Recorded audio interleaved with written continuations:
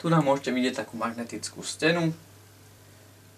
Môžete na nej vidieť kladivo, ktoré keď potrebujem rýchlo si zoberiem, mám to hneď po ruke.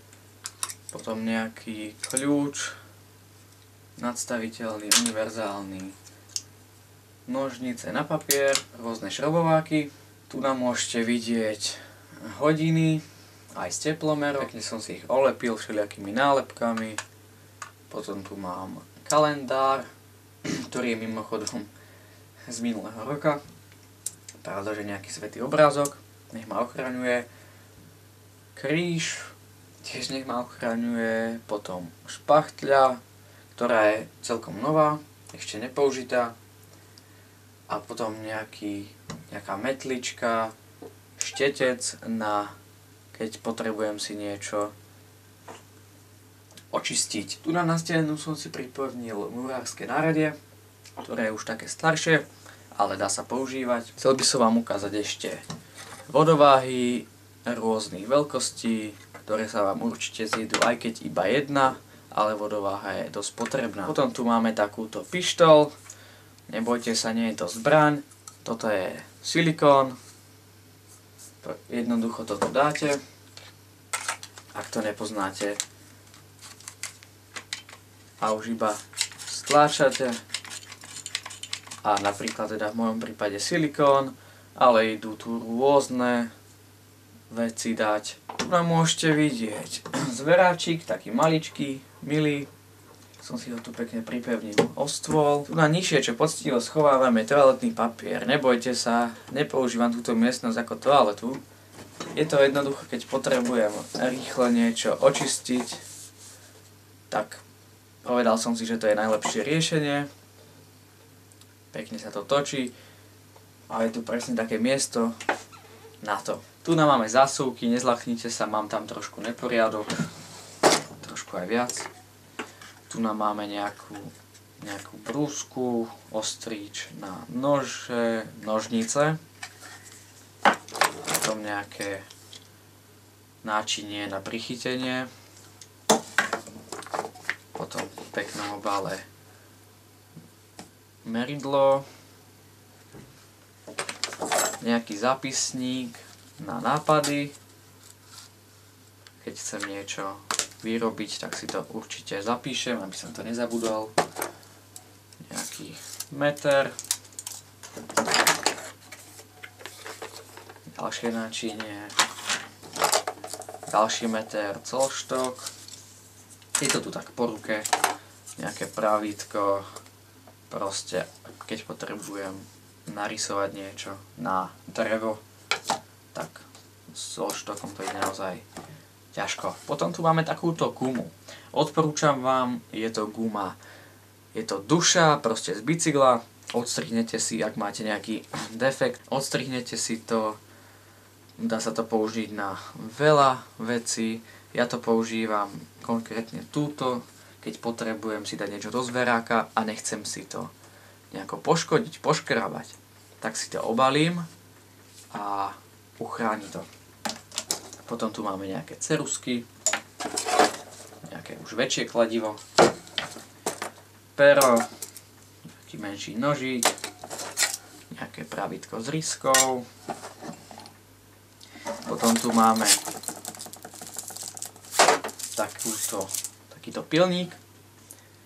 Je maličký, je to pilník na pílu, reťazovú, proste na reťaz, keď sa vám zatupí. Odporúčam to kúpiť, nie je to až také drahé. Ak máte pílu, tak sa vám to naozaj zíde.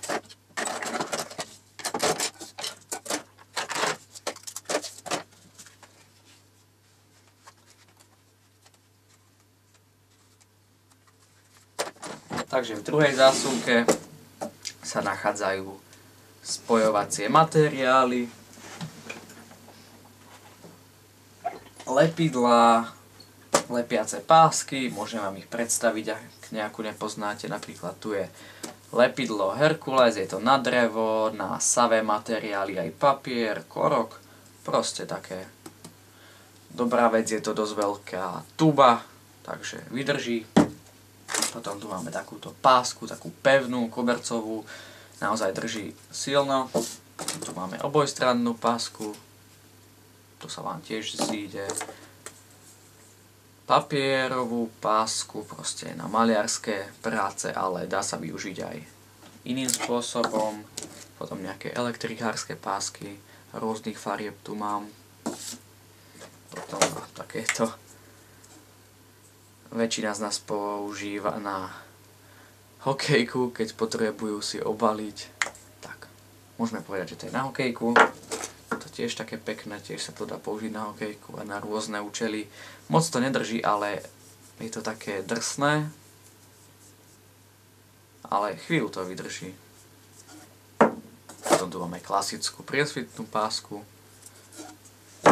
Pravda, že nejaké chemoprény na rôzne účely.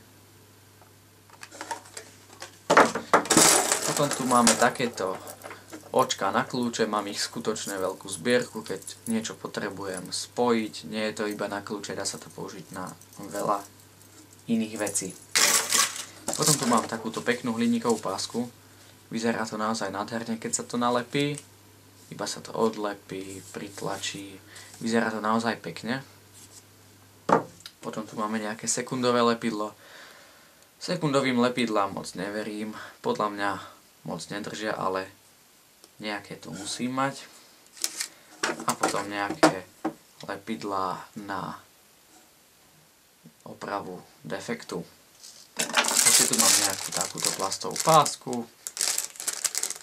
Mám ich viac. Za chvíľu vám je ukážem.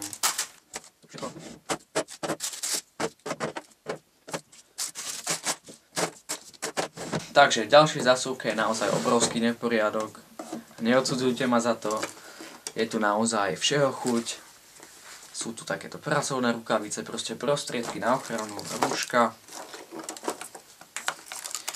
štuple do uší, tiež na veľa využití, nielen pri práci. Sada na opravu defektov, okuliare, ďalšia rúška, proste neporiadok obrovský, to vám ani nebudem ukazovať všetko. A v tretej zásuvke sú spomínané tieto pásky, je ich tu oveľa viac, sú čiernej farby, potom indulóna, pretože kto máže, ten jede. Tiež dobrá vec, nie len na ruky, ale aj keď potrebujete niečo namazať, tak je to dosť dobrá vec. Nejaké ďalšie kľúče. Toto je kozmetické, neviem čo, nerozumiem sa tomu, ale ja to používam na oprašovanie. Potom tu máme takéto štetinky do uší, keď sa niečo natiera a kúsok vám niekde ujde, tak je to veľmi dobré použiť. Potom sú tu zase nejaké kľúče a mám tu schované aj manuály. Možno si pamätáte z predošlých videí. Toto je napríklad ku vrtáčke Shark. Toto je k píle elektrickej, ktorú som tiež ukazoval. Parkside, vibračná brúska, tiež si pamätáte. A pravda, že Flexa Makita. Takže tu je moja polica. Sú tu rôzne veci, ktoré som vám už ukazoval. Ešte vám dám do pozornosti VD40. Je to naozaj veľmi dobré mazivo. V podstate toto ste už všetko videli, ale ukážem vám ešte nejaké veci, čo tu mám. Takáto škatulka z starej lekárničky. Pekne olepená, tiež dobrá vec. Sú tu hmoždinky, hmoždiny. Tu máme policu, ktorú som vám už v podstate ukázal v predošlých videách. Tuto máme Flexu, vrtačku, Parkside, náradie. Tak ja dúfam, že sa vám tieto dve videá páčili. Spravil som ich na 2 diely, nechcel som ich nejako špeciálne veľké robiť. Ukázal som vám svoju dielňu, dúfam, že ste sa inšpirovali a dovidenia.